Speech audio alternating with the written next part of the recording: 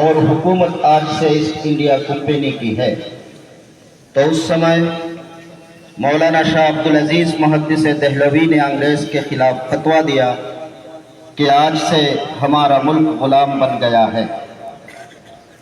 پھر 1831 میں شاہ اسماعیل شہید اور سید احمد شہید نے جنگ آزادی میں نئی امنگیں پیدا کی اور بالاکوٹ کے میدان میں انگریز کے خلاف لڑتے ہوئے جام شہادت نوش کر گئے۔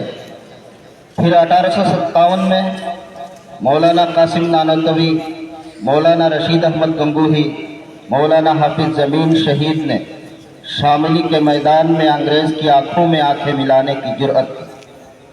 ہندوستان کی آزادی کے لیے 1866 میں سرزمین دیوبند میں ایک مدرسہ کی بنیاد رکھی گئی۔ پہلا مدرس ملا محمود اور شاگرد محمود حسن دیوبندی تھے۔ اسی مدرسہ کو آج دنیا دارالعلوم دیوبند کے نام سے جانتی ہے۔ دارالعلوم دیوبند کا پہلا سپوت حضرت شیخ الہند نے تحریک ریشمی رومال چلائی۔ حضرت شیخ الہند مالٹا کے جیل میں تھے تو مفتی کفایت اللہ صاحب اعظمی کو پیغام بھیجا کہ ہندوستان میں تحریک آزادی کے لیے ایک نئی تنظیم ہونے چاہیے تاکہ ہندو مسلم متحد ہو کر جنگ آزادی لڑ سکے۔ چنانچہ 1919 میں جمعیت علماء ہند کے نام سے ایک تنظیم کی بنیاد رکھی گئی اور پھر 1920 میں حضرت شیخ الہند کے مشورے سے مولانا عبدالباری فرنگی محلی کی تجویز پر موہن داس کرم چاند گاندھی کو گاندھی کا خطاب سے نوازا گیا، جو ہندو مسلم سب کا لیڈر منتخب ہوا۔ بہرحال ایک طویل جدوجہد کے نتیجے میں 1947 میں ملک آزاد ہو گیا، لیکن اس کے ساتھ ساتھ ملک تقسیم ہو گیا۔ مسلم لیگ کی قیادت نے دنیا کے نقشے میں پاکستان کا اضافہ کر دیا۔ ہم نے اس کا وروध کیا، زوردار مخالفت کی، ہندوستان میں رہے، ملک کی تعمیر و ترقی میں حصہ لیتے رہے، اور وطن سے محبت ہمارا دینی اور مذہبی فریضہ بھی ہے۔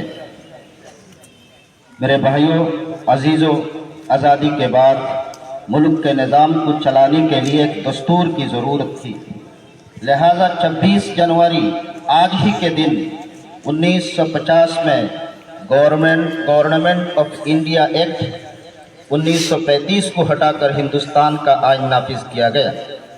قابل ذکر بات یہ ہے کہ 26 نومبر 1949 کو دستورساز اسمبلی کی طرف سے آئین کو اپنایا گیا اور 26 جنوری 1950 کو اس کو جمہوری نظام کے ساتھ نافذ کیا گیا۔ ایسے میں ایک سوال پیدا ہوتا ہے کہ 26 جنوری ہی کو آئین کیوں نافذ ہوا؟ دراصل اس لیے کہ 26 جنوری کو اس لیے چنا گیا کہ 1930 میں اسی دن آزادی کے متوالوں نے مکمل خود مختاریت کا اعلان کیا تھا۔ اسی مناسبت سے 26 جنوری کو یوم جمہوریہ کی تقریب پر صدر جمہوریہ کے ذریعہ ترنگا پھہرایا جاتا ہے۔ ہندوستان کے آزاد ہونے کے بعد دستورساز اسمبلی کا اعلان ہوا۔ اس نے اپنا کام 9 دسمبر 1947 سے شروع کر دیا۔ دستورساز اسمبلی نے 2 سال 11 مہینے 18 دن میں ہندوستان کے آئین کو مرتب کیا اور دستورساز اسمبلی کے صدر ڈاکٹر راجندر پرساد کو 26 نومبر 1949 کو ہندوستان کا آئین سپرد کیا گیا۔ اسی لیے 26 نومبر کو ہندوستان میں یوم آئین کے طور پر ہر سال منایا جاتا ہے۔ کئی اصلاحات اور تبدیلیوں کے بعد کمیٹی کے 308 ممبروں نے 24 جنوری 1950 کو آئین کی ہاتھ سے لکھی ہوئی 2 کاپیوں پر دستخط کیے۔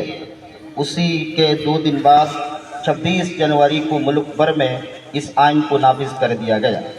26 جنوری 1950 کو صبح 10:18 میں ہندوستان ایک جمہوریہ ملک بنا۔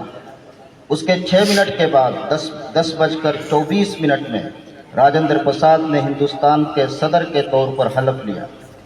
اس دن پہلی بار صدر ڈاکٹر راجندر پرساد بھگی پر بیٹھ کر راشٹرپتی بھون سے نکلے۔ اس دن پہلی بار انہوں نے ہندوستانی فوج کی سلامی لی۔ اور پہلی بار ان کو گارڈ آف آنر دیا گیا۔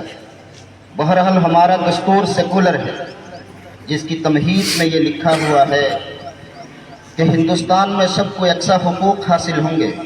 ہندوستان ایک مکمل، خوشحال، مقتدر، سماجوادی، غیر مذہبی عوامی جمہوریہ ہوگا۔ اس کے باشندگان کو سماجی، معاشی اور سیاسی انصاف، آزادی خیال، اظہار عقیدہ، دین و عبادات اور مساوات و اعتبار حیثیت و موقع فراہم ہوں گے۔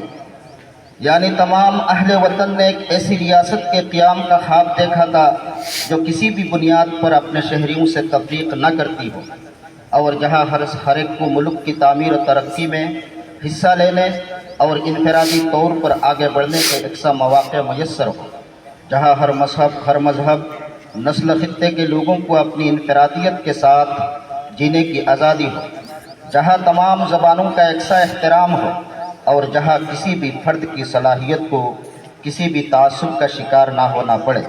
آخر میں سبھی دیش باشیوں کو جامعہ آسام دارالحدیث جے نگر کی طرف سے یوم جمہوریہ کا مبارکباد پیش کرتا ہوں۔ وآخر دعوانا الحمدللہ رب العالمین۔